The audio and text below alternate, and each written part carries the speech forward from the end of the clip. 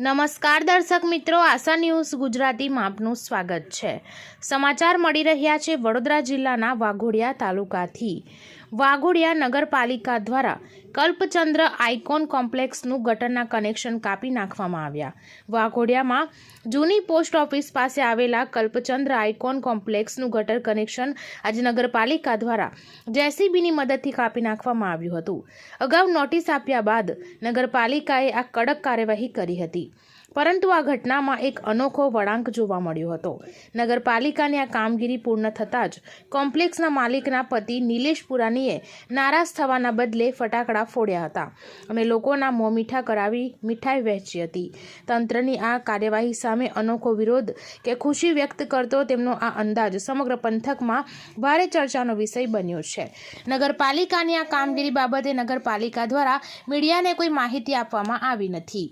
Bureau report ઉમર મંસૂરી સાથે આશા Gujarati news Waghodia.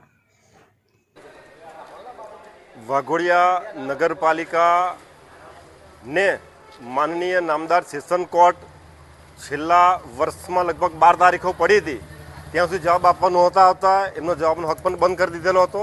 ત્યાર પછીથી એક નોટિસ આપવામાં આવી। એ નોટિસ લઈને તાત્કાલિક અમે નામદાર કોર્ટ પાસે ગયા।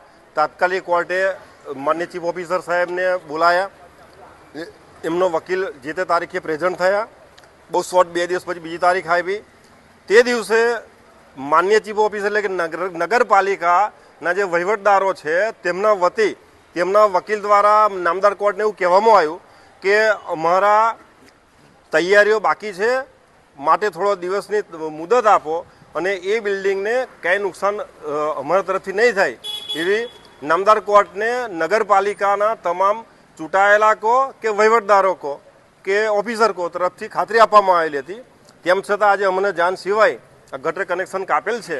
હું તો ભારતીય જનતા પાર્ટીનો, ભારત દેશનો બહુ જ કર્તવ્યનિષ્ઠ અને કાયદાનું પાલન કરી અનુશાસન કરી એને અનુસરનારો માણસ છું। એટલે કાયદાની પરિભાષામાં નામદાર કોર્ટ સમક્ષ આજે આ વસ્તુ મૂકશું અમે। અને આપના માધ્યમથી પણ જાણવા માગું છું કે લાઇટ, પાણી, ગટર એ પાયાની સુવિધાઓ કેવું મને કંઈ ખબર છે।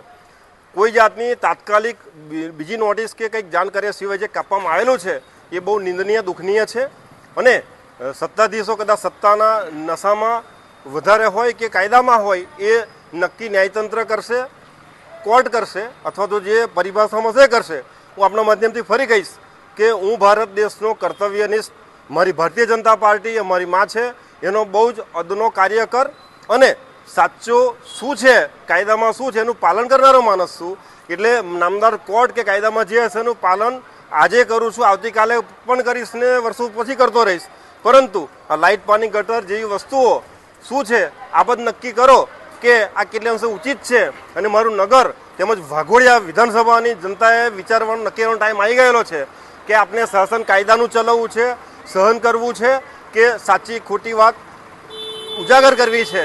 અને ભારતીય જનતા પાર્ટીના, અમારી સરકારના નિયમો અને જે સિદ્ધાંતો છે એને પ્રમાણે શાસન ચાલે છે કે કેમ એ જોવું છે કે પછી શું સાચું છે એ મારી વિધાનસભાની અને નગરની પ્રજા નક્કી કરશે।